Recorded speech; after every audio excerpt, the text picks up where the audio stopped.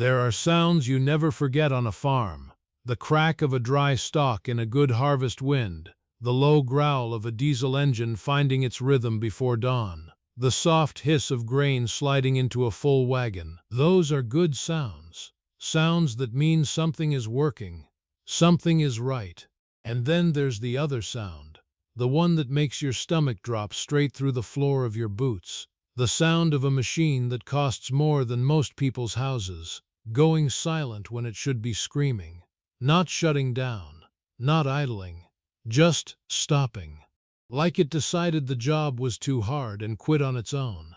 That sound happened on a Tuesday morning in October of 2021, outside of Ames, Iowa, in a cornfield that had been farmed by the Calloway family since 1947.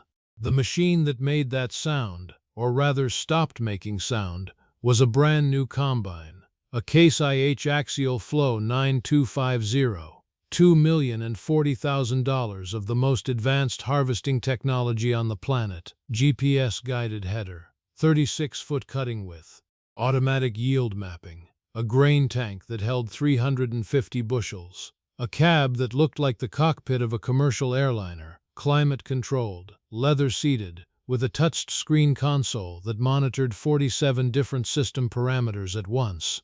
It was sitting in 8 inches of mud buried to its belly, and it wasn't going anywhere. And somewhere on the edge of that field, watching from behind the wheel of a 1968 Ford pickup with 212,000 miles on the odometer, was a man named Roy Dunnigan, 78 years old, farmer, veteran, widower, and the owner of a 1944 Farmall M that had been working Iowa ground since before the war ended. What happened in the next 3 minutes changed every person who saw it, and this is that story. Either way, if you're new here, this channel is about the stories that happen between the headlines, the ones that don't make the evening news because they happened in a cornfield at 7 in the morning with nobody watching but a handful of farmers who'll remember it the rest of their lives. If that's the kind of story you want to hear, hit subscribe. We put one out every week. Now let's get back to Roy Dunnigan and that stuck combine. You have to understand what October means in Iowa to understand why that Tuesday morning mattered so much. October is the harvest window. It's not a suggestion, it's not a guideline. It's the 30-day margin between a profitable year and a disaster. The corn is dry enough to combine, usually. The beans are down. The ground is still firm enough, usually, and the weather is holding, usually.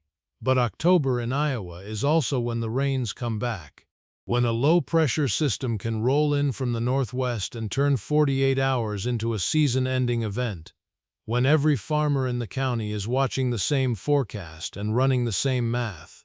The Calloway operation, 1,200 acres of corn and soybeans spread across 3 sections of Story County, had been in harvest since the 1st of October. Wade Calloway, 44 years old, 3rd generation, had invested everything in this year. A new combine to replace the aging John Deere that had finally thrown a bearing in the spring, a new grain cart, upgraded augers at the bin site, the kind of capital investment that only makes sense if the harvest comes in clean and on time. The Case IH 9250 arrived in August.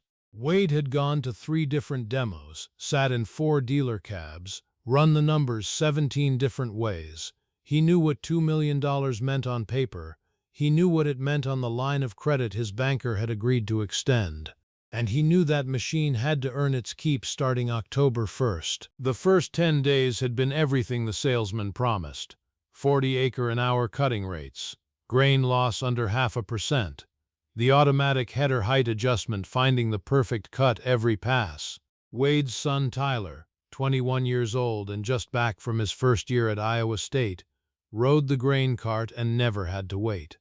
The bins were filling, the numbers were good, and then on the morning of October 12th, the forecast changed. Not dramatically, not the kind of change that shows up on the news, just a slight shift in the jet stream that pushed a front 2 days earlier than expected. Rain Thursday, maybe heavy, maybe 1.5 inches over 48 hours. Which on already softening October ground means one thing. If you're not done by Wednesday night, you might not finish until November. Wade had 460 acres left. 2 days. He needed the machine to run perfectly. The field they started Tuesday morning was the northeast quarter. 80 acres of Tama silt loam, the best ground in the county in a normal year. Dark, rich, high organic matter. Corn that had gone 192 bushels to the acre in the summer assessment. The kind of field you save for last because you know it'll finish strong. Except this year, the northeast quarter had gotten wet in September. A drain tile had been plugged since spring. Wade knew it, had meant to fix it, hadn't gotten to it before the corn went in. The water had pooled in the northwest corner of the field for most of August and September, and even though it had drained some by October, the soil profile was saturated. Not standing water, just soft. The kind of soft that doesn't show up until 12 tons of steel sits on it. Let us know in the comments where in the world you are watching this video from. If you enjoyed this video, please give it a like and stay with us, and don't forget to subscribe to our channel so you don't miss our next video. Wade made 2 passes with the combine before he felt it. A slight hesitation in the tracks, a difference in the way the machine moved, heavier, slower, like it was dragging through something thicker than dirt. He checked the monitor, ground pressure warning. He pulled back the cutting speed, dropped the header slightly, tried to angle away from the problem area. He made half of a third pass.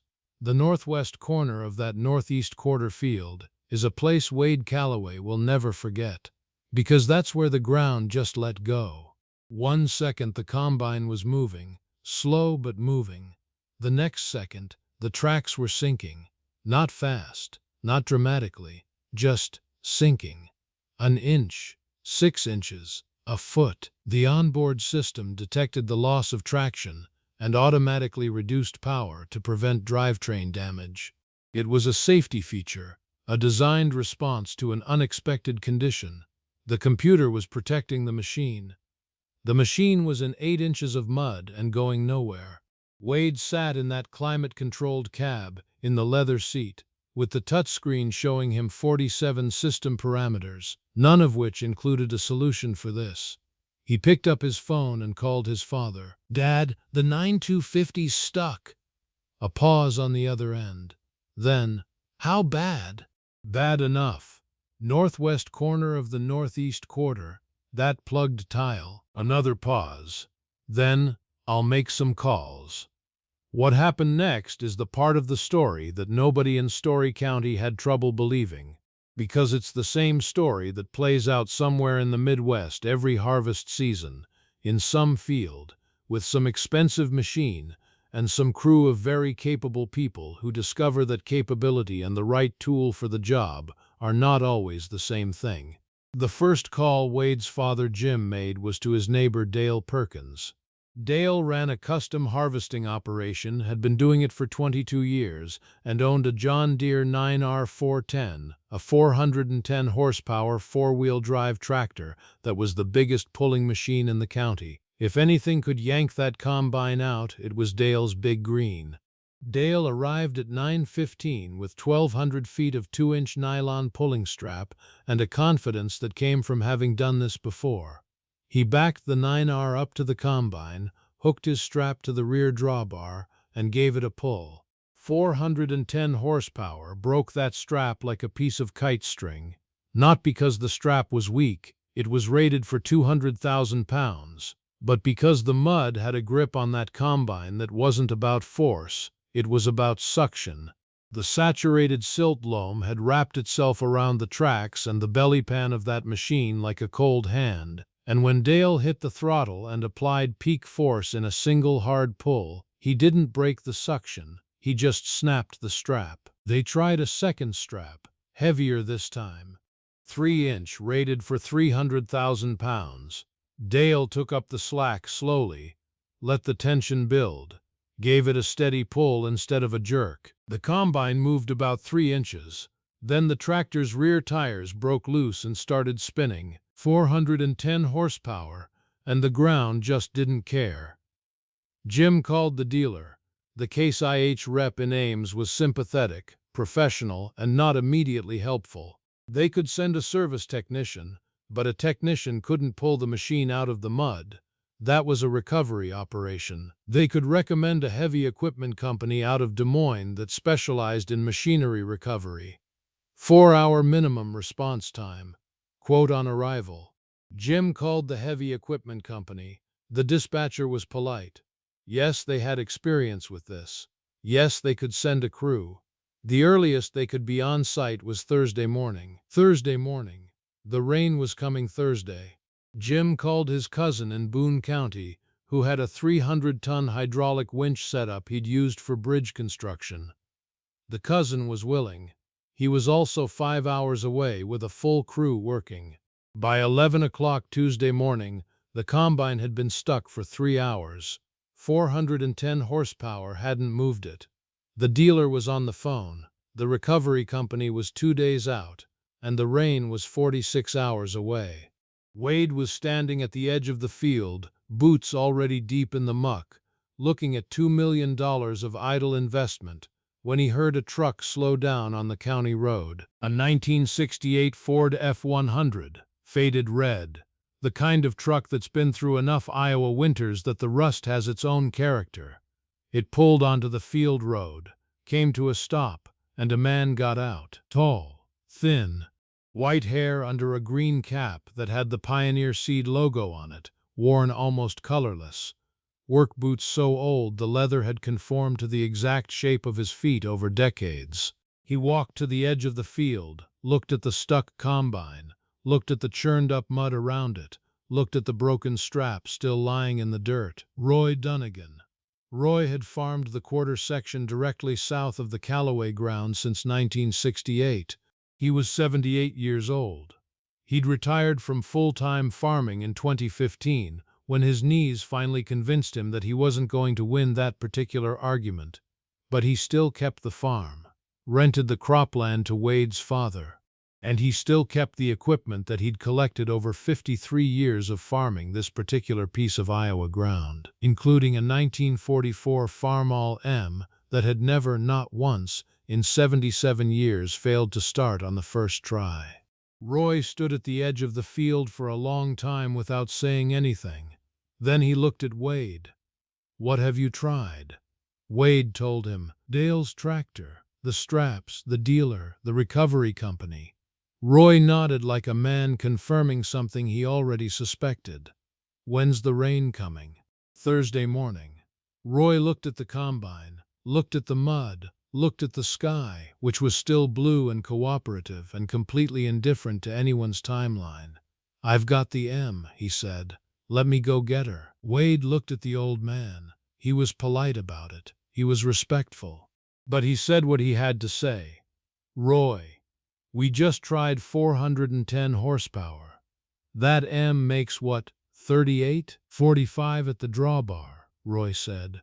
"In 1944. She's a little better now." "Roy, I know what you're thinking," Roy said, "and you're not wrong about the horsepower. But horsepower isn't what pulled Dale's tractor backward. You had too much power applied too fast. Suction mud doesn't release under shock load. It has to be coaxed.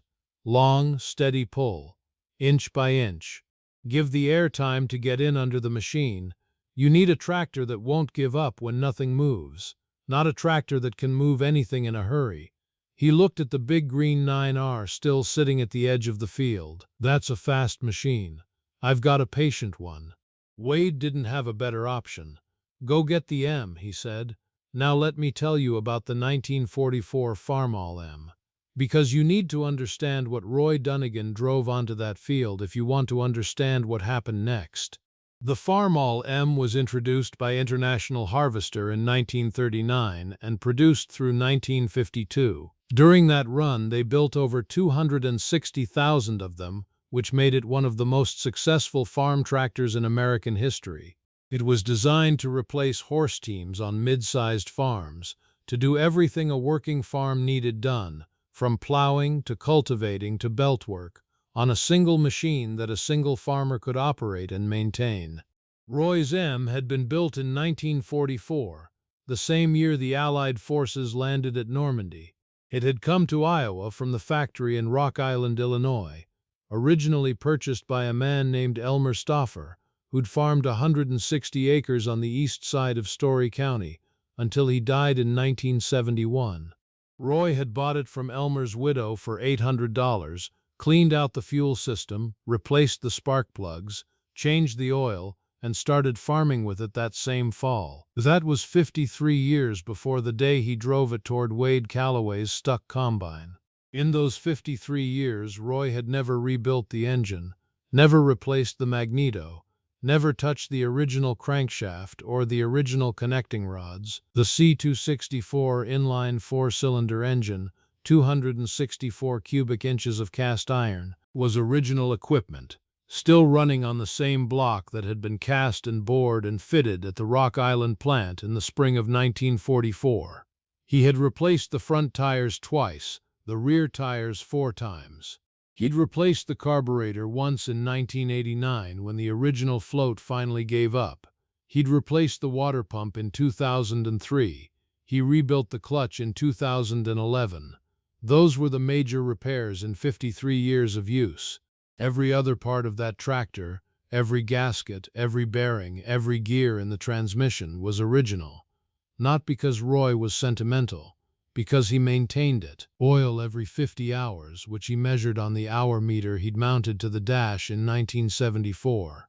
Grease every working day, 32 fittings total, each one hit before he'd start a job.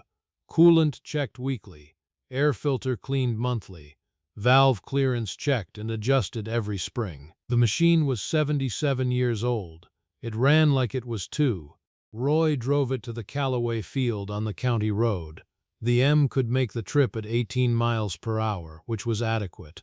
He pulled in through the field entrance at 11:45, and the sound of that old engine preceded him like a rumor. A deep, unhurried thrum that you don't hear from modern equipment, the kind of mechanical voice that means every revolution is doing work, not just making noise. By this time, there were 9 people standing at the edge of Wade Calloway's problem. Wade, his father Jim, Dale Perkins, who'd stayed after his tractor failed, a neighbor from the next road over who'd seen the commotion and stopped, the Case IH dealer rep who'd driven up from Ames to see the situation in person, Tyler Calloway, Wade's son, and 3 others who'd heard through the farm radio network that something interesting was happening on the Calloway ground. When Roy drove the M onto the field, the dealer rep actually laughed. Not mean, just incredulous. The way you laugh when something is so far outside your frame of reference that your brain doesn't have another response ready. "That's your backup plan?" he said to nobody in particular.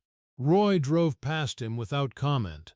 He drove the M up to the stuck combine, closer than anyone expected, right up to the edge of the mud, so close his front wheels were throwing it.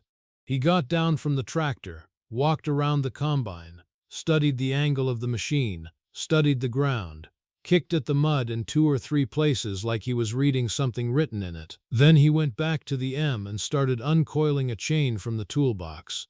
It was a logging chain. 3/4-inch links, heavy as a politician's promise. The kind of chain that doesn't stretch and doesn't snap and doesn't give you any comfort about what it might be capable of because it's so clearly capable of anything. Roy's father had bought that chain in 1951 for pulling stumps on the farm he'd broken from timber. It was 70 years old. It looked like it planned to last another 70. He ran the chain through a snatch block he mounted to the M's drawbar, a simple pulley arrangement that doubled his pulling force. Then he found the combine's main frame, not the drawbar, the main structural frame, and hooked the chain there. He checked the connections 3 times. "When I pull," he told Wade, "don't be behind the chain." How long is this going to take? Let us know in the comments where in the world you are watching this video from. If you enjoyed this video, please give it a like and stay with us, and don't forget to subscribe to our channel so you don't miss our next video. Long as it takes, don't rush me. Roy climbed back onto the M, settled into the same seat reupholstered twice but the same steel pan that Elmer Stauffer had sat in on his first morning with the machine in 1944. Checked his throttle position, put the transmission in 2nd gear low range, and started to pull. The chain went taut. The M's engine dropped a few RPM as the load hit it, then found its footing and held steady. The rear tires pressed into the ground, not spinning, not slipping, just pressing, the way a man plants his feet when he's about to lift something heavy. Nothing happened. For 45 seconds, nothing happened. The chain vibrated. The engine held its note. The tires found purchase. Nothing moved. The dealer rep checked his watch. Roy didn't move, didn't change the throttle, didn't change gears, just held the pull, steady as a stone wall in a north wind. And then, at the 1-minute mark, something changed. Not in the combine, in the mud. A small sound, not loud, almost like a breath, as the suction seal around the right front track shifted slightly. A bubble of air, finding its way in. The combine moved. Half an inch, maybe less. Roy didn't react, just kept the pull steady. Another inch. The mud around the left track made a wet, releasing sound, like a boot pulling out of deep snow. Another inch. The engine note didn't change, the tires didn't spin. The chain was a ruler straight line between a 77-year-old tractor and $2 million worth of the most advanced harvesting technology on the planet. By the 2-minute mark, the combine was moving steadily. Not fast, maybe an inch every 5 seconds, but moving.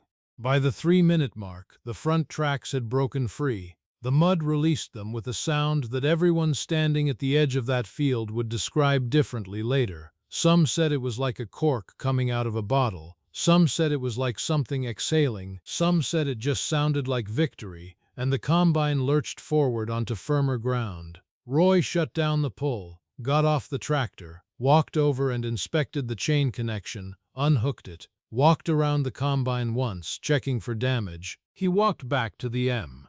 3 minutes and 18 seconds from when he'd put the tractor in gear.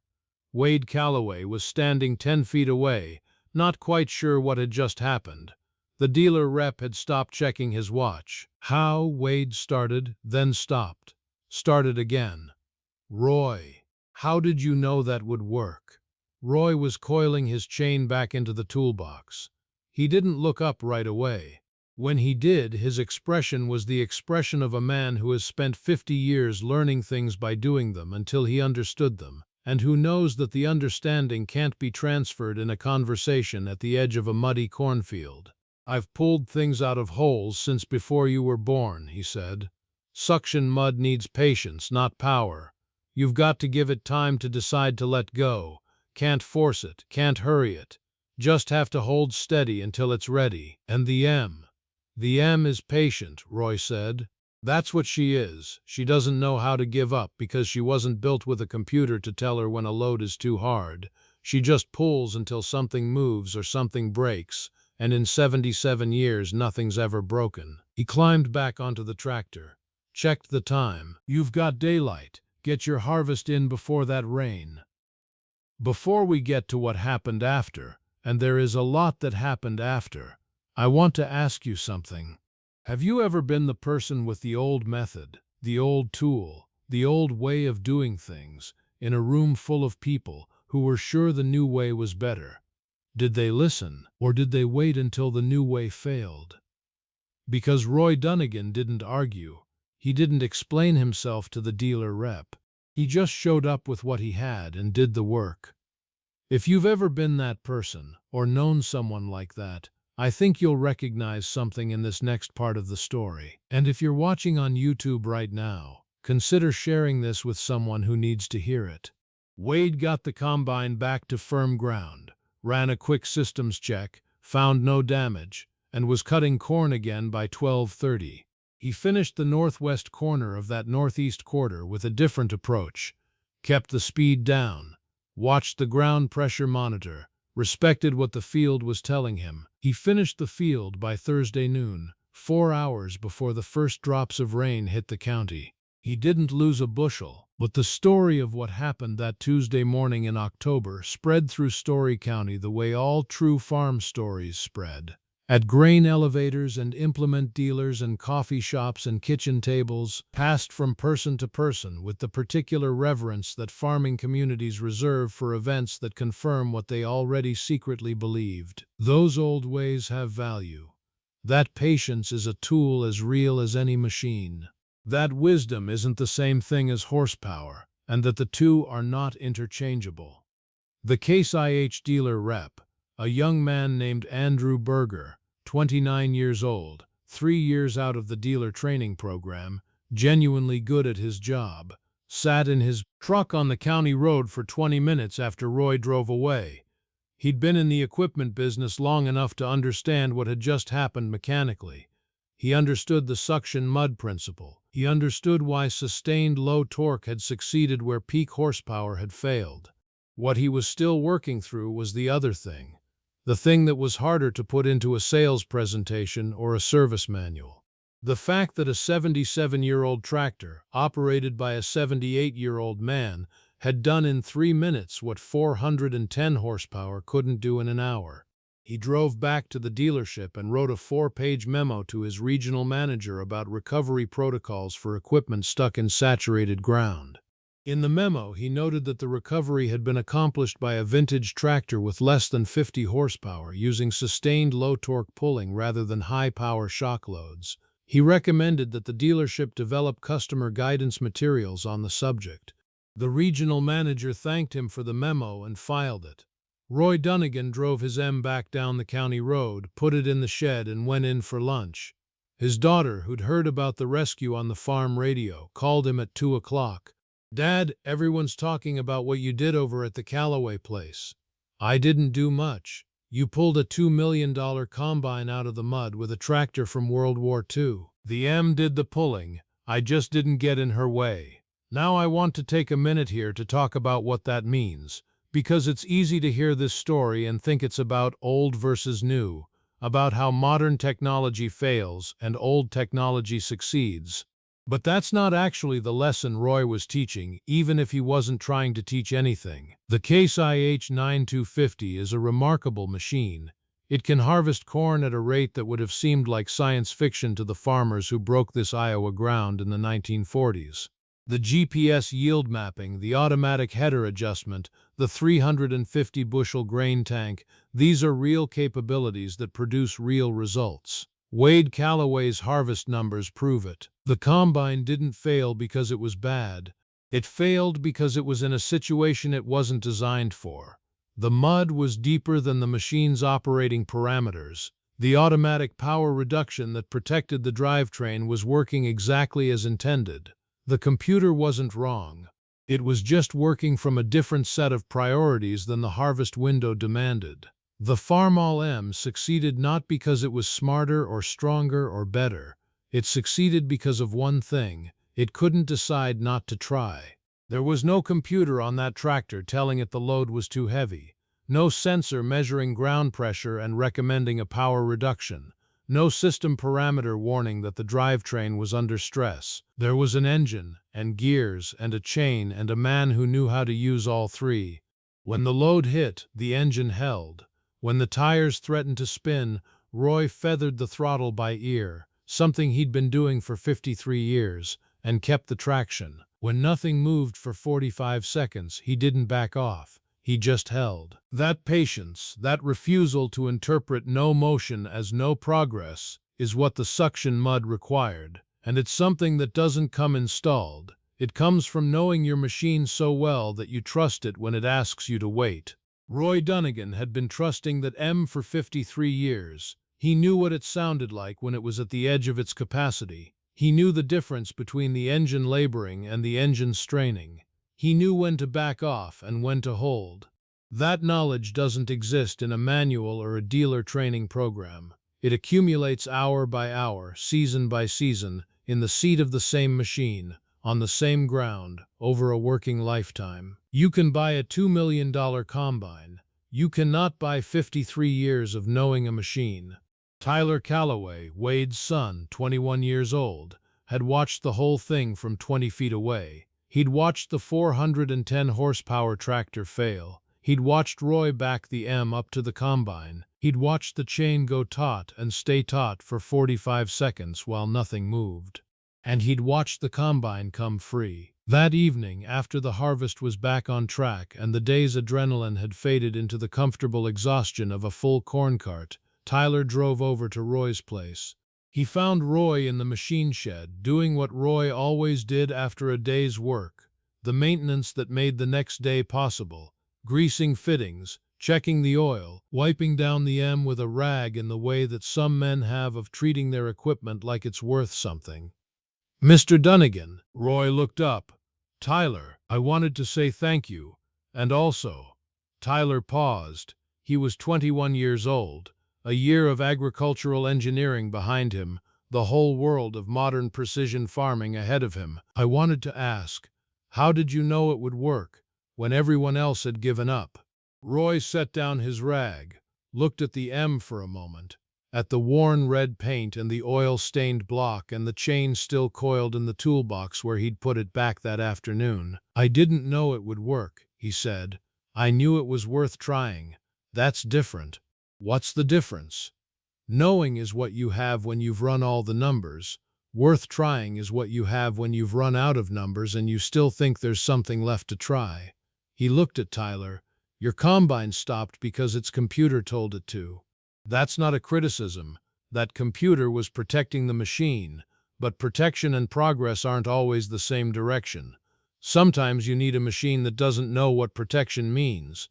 That just pulls until something gives." "Is that what the M is?" "The M is what I've got," Roy said simply. "And what I've got I maintain. And what I maintain I trust. And what I trust I use when it's needed. That's the whole thing, son. That's all there is to it." Tyler drove home and thought about that conversation for a long time. He thought about it when he went back to Iowa State in January. He thought about it in his precision agriculture courses, learning about variable rate technology and sensor-guided planting and GPS field mapping. He thought about it when his professors talked about the future of farming, autonomous equipment, artificial intelligence, satellite-directed operations. He didn't think those things were wrong. They weren't. The future of farming is going to include all of those things, and those things are going to produce more food on less land with less environmental impact than any farming generation before has managed. That's real and it matters. But he also thought about a logging chain and a snatch block and 45 seconds of nothing moving while a 78-year-old man in a Pioneer cap held the throttle steady and waited for the mud to decide. And he understood something that his precision agriculture courses hadn't quite covered. That technology tells you what's possible under optimal conditions, and wisdom tells you what's worth trying when conditions aren't optimal. And you need both. But when the rain is coming and the combine is stuck and the optimal conditions have departed without leaving a forwarding address, wisdom is what you reach for first. Roy Dunnigan still farms his quarter section, or rather he still drives through it every morning in that 1968 Ford to make sure the tenant crop is looking right, and he still spends time in the shed with the M, keeping it on schedule. He's 81 now. His hands are stiff in the cold. His knees have filed their formal objections to the shed floor. Let us know in the comments where in the world you are watching this video from. If you enjoyed this video, please give it a like and stay with us, and don't forget to subscribe to our channel so you don't miss our next video. He doesn't talk much about the Calloway rescue. If you ask him, he'll tell you it wasn't a big deal. Machine was stuck. He had something that could pull. That's what neighbors do. But in the corner of his machine shed, next to the M, there's a framed photograph. Wade Calloway brought it over in December, a print from a picture one of the bystanders had taken with their phone. The M chain taut, pulling. The combine half out of the mud. October light coming across that Story County field at just the angle that turns everything gold. Underneath the photo, Wade had written something on a small card. What the computer couldn't decide, the machine with no computer didn't have to. Roy read it once, nodded, put it on the wall next to the M, and went back to work. Here's what I want you to think about tonight. We live in a world that tells us that newer is always better, that more technology is always the answer, that if something costs $2 million and was built last year, it must be superior in every situation to something that costs $800 and was built 77 years ago. And most of the time, in most situations, that's probably true. But not every situation is optimal. Not every field is firm. Not every harvest window is cooperative. And not every problem yields to the machine with the most features and the highest price tag. Some problems require patience. Some problems require a machine that doesn't know when to quit. Some problems require the kind of knowledge that only comes from 53 seasons in the same seat, on the same ground, learning what the engine sounds like when it's working right and what it sounds like when it needs you to hold steady and wait. Roy Dunnigan's 1944 Farmall M didn't beat a $2 million combine. It saved one. There's a difference. The combine was the right machine for the job it was doing. The M was the right machine for the moment the combine couldn't handle. And the man who drove it onto that field knew the difference, because he'd spent 78 years learning what tools are for, and 53 years learning what one particular tool could do when you asked it to do everything it had. The mud let go. The harvest came in. The rain arrived Thursday morning and found nothing standing in that field that shouldn't be standing. And somewhere in a machine shed on a Story County quarter section, a 1944 Farmall M sits on the same floor it's been sitting on since 1968, maintained on schedule, ready for the next time the optimal conditions don't show up and someone needs something patient. That's what old machines are for. Not the museum, not the parade. The moment when the new machine can't decide what to do and the old one doesn't have to decide, it just goes. Thank you for spending 40 minutes with this story.